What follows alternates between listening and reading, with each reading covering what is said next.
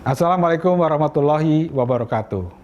Selamat bertemu kembali dalam sesi sosialisasi Juknis PTSL. Program ini merupakan program baru yang di-launching atau dikerjakan oleh PPSDM untuk meningkatkan kompetensi bagi seluruh ASN di Kementerian ATR BPN.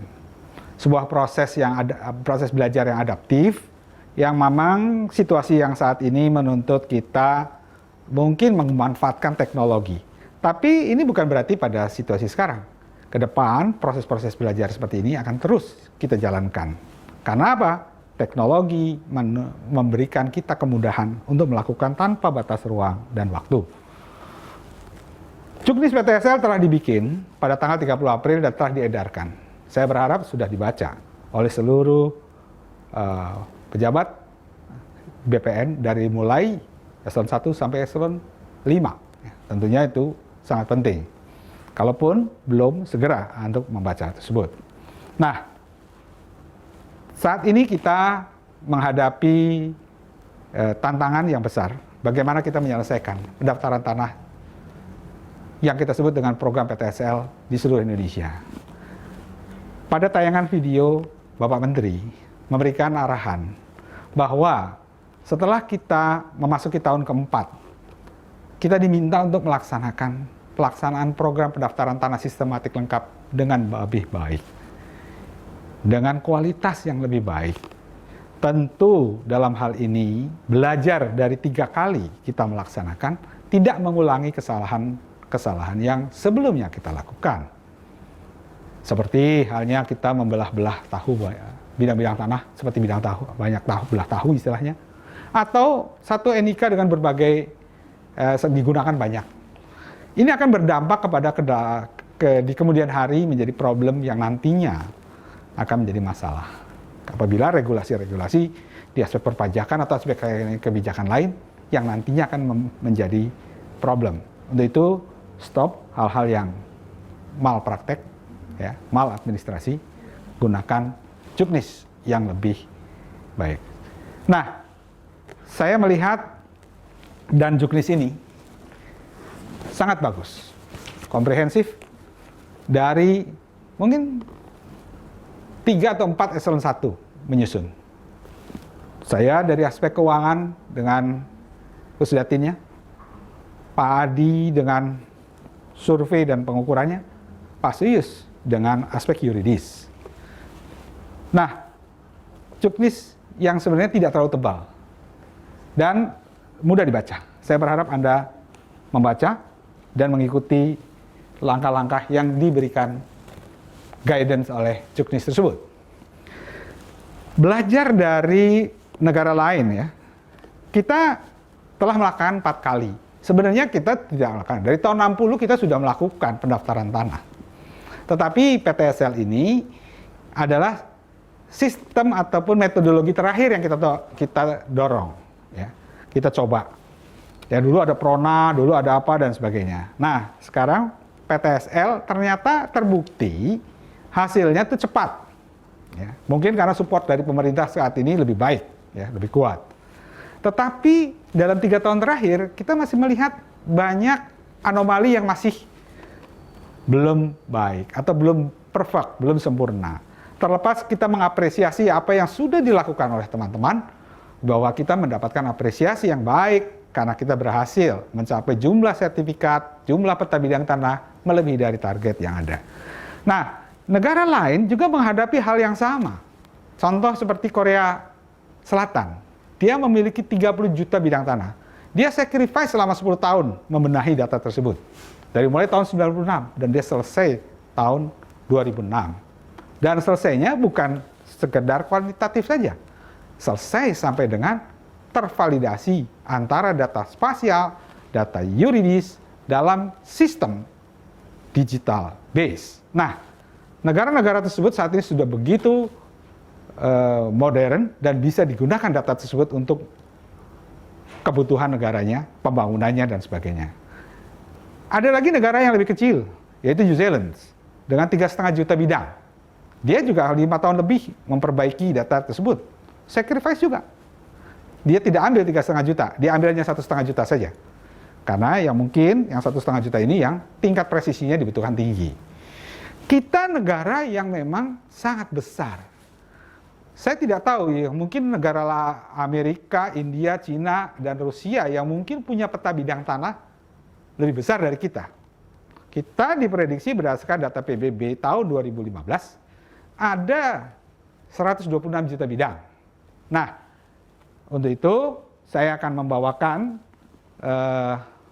bagaimana langkah kita dan strategi kita untuk melaksanakan program PTSL ini, dan tentu dengan apa yang saya siapkan dalam satu presentasi ini.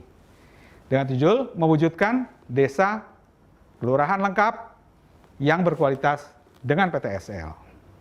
Nah, ada 5 outline atau 5 yang akan kita bahas. Yang pertama, perencanaan PTSL dalam rencana strategis. Kedua, arah kebijakan PTSL tahun 2020 merupakan tahun peningkatan kualitas. Namun, tahun berikutnya juga harus terus, tapi kita sudah setting standarnya dimulai tahun 2020 ini. Yang ketiga, strategi penetapan lokasi. Nah, ini yang mungkin ya akan menjadi sesuatu yang butuh komitmen dari para kepala kantor, para kepala kanwil, dan manajemen untuk memastikan rencana penetapan lokasi dengan target yang benar sehingga bekerja dengan lebih efektif. Yang ketiga, strategi pelaksanaan. Itu nanti secara juknis dan dibawakan oleh para fasilitator lainnya, dirjen-dirjen yang lainnya dengan baik. Nah, terakhir, mendeklarasikan desa atau kelurahan yang lengkap. Karena kita ujungnya adalah ingin ada satu desa-desa dan kelurahan yang berujung pada kota lengkap, kabupaten lengkap. Belum ada yang bisa dideklar. Nah, ini tantangan kita terbesar. Berikutnya, kita lihat tadi saya menceritakan ada 126 juta bidang. Ya, kalau kita lihat saya kursor ini. Nah, sampai dengan tahun 2016 kita memiliki 48 juta bidang. Di mana itu berapa sejak Indonesia merdeka. Baru kita kejar program PTSL ini dimulai 2017. Kita selalu mencapai target. Kita diapresiasi oleh Presiden, diapresiasi oleh masyarakat, dan kami pun mengapresiasi teman-teman yang bekerja dengan baik. Nah, sampai saat ini 68 juta bidang tanah telah terdaftar dengan berbagai situasi. Ya. Tapi mungkin majority baik ya, hanya mungkin belum naik kelas. Ya. Nah, 68 juta bidang ini 53%. PR-nya bagaimana menyelesaikan 53% berikutnya, atau 58 juta bidang, jika bidangnya tidak ada yang dipecah lagi. Ini adalah program yang ditargetkan oleh Presiden, by 2025 seluruh bidang tanah harus didaftarkan. Tentu kita harus menjalankan program ini. Tetapi agar kita tidak mengulangi kesalahan, kekurangan kita pada program-program tahun sebelumnya, maka kita memperbaiki dalam juknis PTSL komprehensif ini. Ya, untuk itu sangat penting. Nah, kenapa? Karena kita memiliki visi menjadi institusi pengelolaan pertanahan dan ruang berstandar dunia atau terpercaya dan berstandar dunia, maka kita harus benar-benar produk kita reputasinya dapat diandalkan. Nah, secara roadmap kita harus bagi habis sampai dengan 2024 seluruh target pendaftaran tanah atau peta bidang tanah di Indonesia terpetakan. Kalau pada saat itu sampai dengan tahun kemarin kita selalu memotret keberhasilan dan kita berikan apresiasi berdasarkan pencapaian secara kuantitatif, ya. Peta bidang tanah yang tercapai, SHT yang tercapai, dan kita memberi apresiasi. Itu juga sesuatu yang bagus, ya. Dan bagian yang program yang saat ini masih kita lakukan untuk mengejar volume tersebut.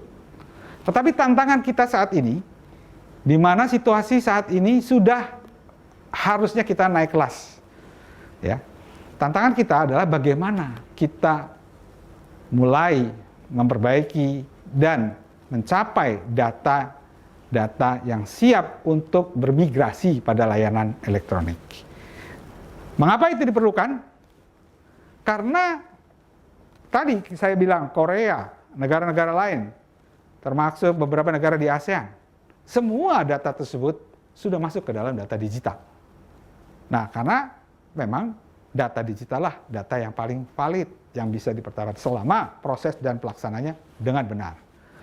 Kalau kita melihat dari berbagai ini contoh, ya, dari semua kanwil yang ada, rata-rata memang belum ada yang bisa mencapai 100% jauh. Bahkan 90% juga belum ada. Ya. Mungkin ada yang masih validasi dari buku tanah. Ya.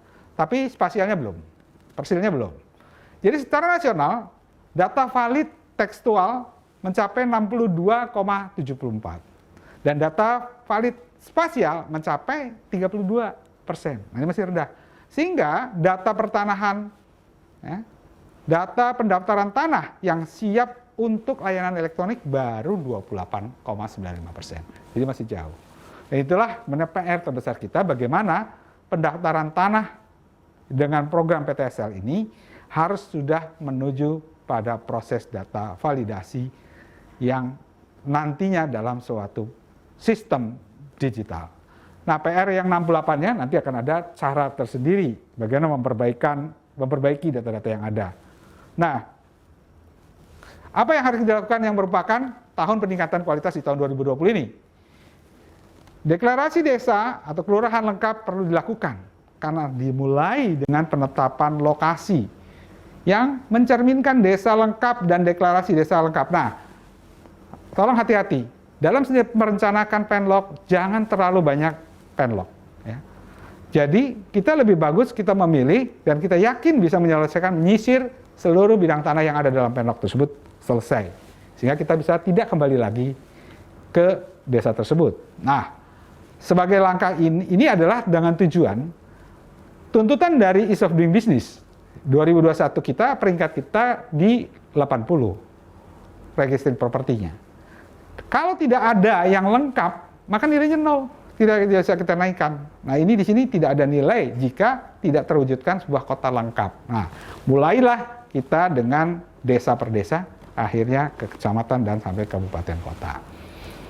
Lalu yang berikutnya adalah digitalisasi warka dan validasi buku tanah dan surat ukur untuk mengantisipasi pelaksanaan modernisasi kantor. Nah, ini tuntutan sudah diapresiasi luar biasa oleh masyarakat dengan sistem layanan elektronik, tetapi kita belum bisa maksimal karena data-data kita belum semuanya terdigitalisasi. Untuk itu lakukan itu.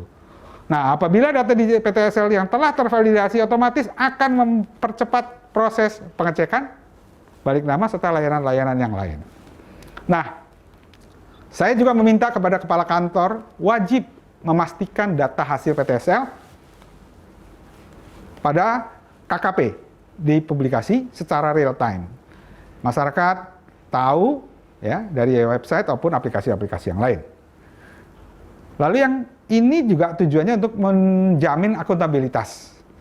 Karena data hasil PTSL yang ada dalam KKP adalah data yang akan diberikan informasinya kepada masyarakat, kepada presiden, kepada BPK, dan sebagainya. Jadi sangat penting kepala kantor memiliki tanggung jawab pastikan seluruh data hasil PTSL tervalidasi.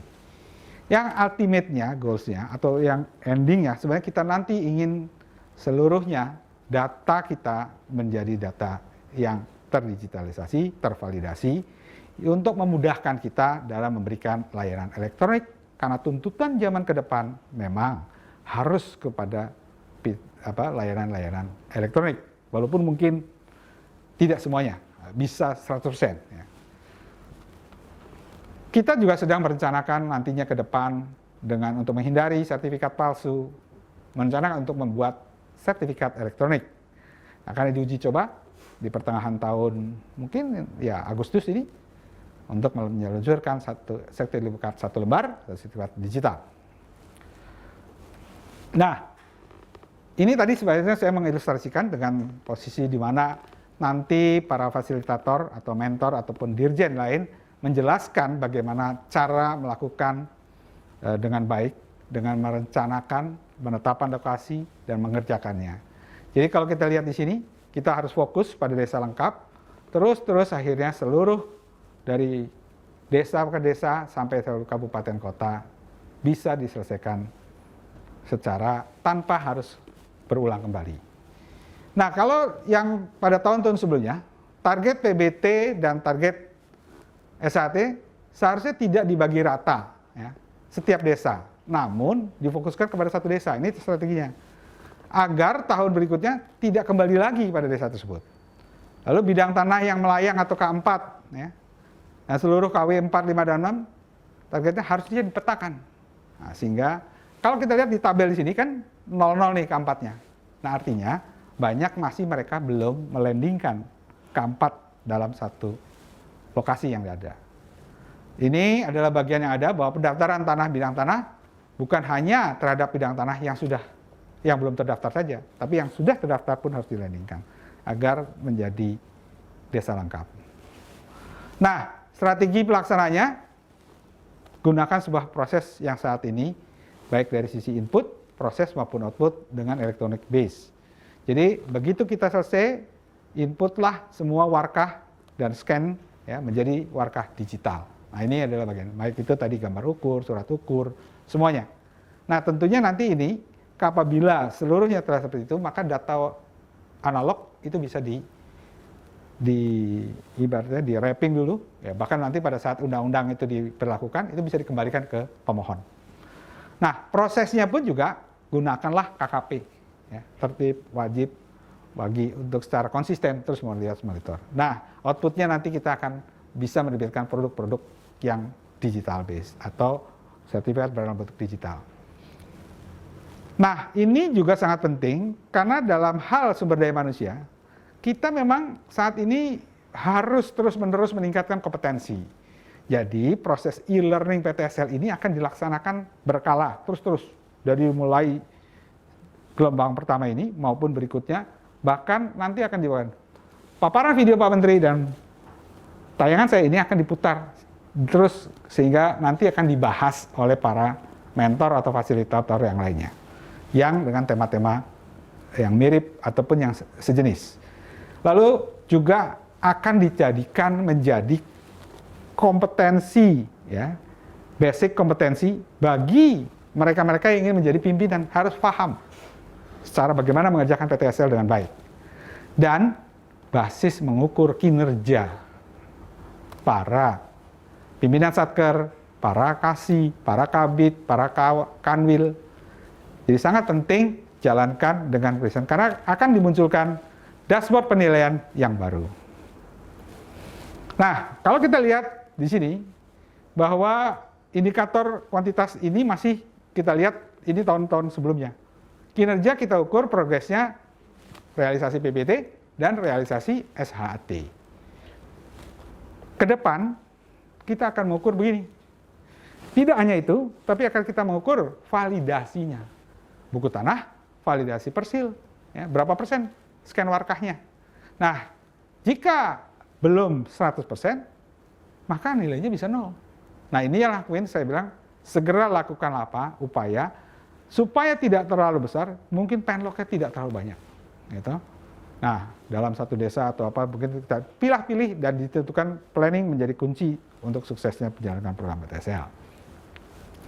Dan terakhir, jika telah lengkap, nantinya bisa diumumkan bahwa sebuah desa dengan terpetakan secara lengkap. Pada saat nanti undang-undang pertanahan diluncurkan, kita bisa menerapkan bahwa sertifikat merupakan bukti yang mutlak, atau kita sebut dengan stetsel positif. Jadi, itu yang saya perlu sampaikan kepada seluruh rekan-rekan, bahwa saat ini organisasi kita terus meningkatkan kualitas. Teman-teman saya melihat juga mulai concern belajar, mulai concern menggunakan teknologi. Dan untuk itu, mari kita bangun sebuah sistem, suatu metode kerja, satu komitmen kita bekerja dengan lebih baik. Dan tentu dengan sistem dan petunjuk yang dipatuhi, ini akan lebih mudah memperbaiki atau mengimprove, baik itu meminimalkan risiko ya, kegagalan atau kesalahan, baik itu untuk meningkatkan performance dan juga kebutuhan masa depan untuk kualitas hasil kerja yang lebih baik.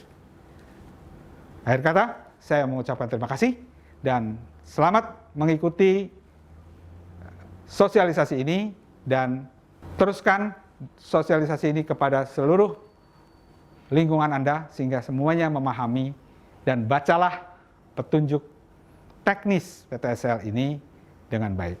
Demikian dari saya, Himawan Arif Sugoto, Sekretaris Jenderal Kementerian Agraria dan Tata Ruang. Wassalamualaikum warahmatullahi wabarakatuh.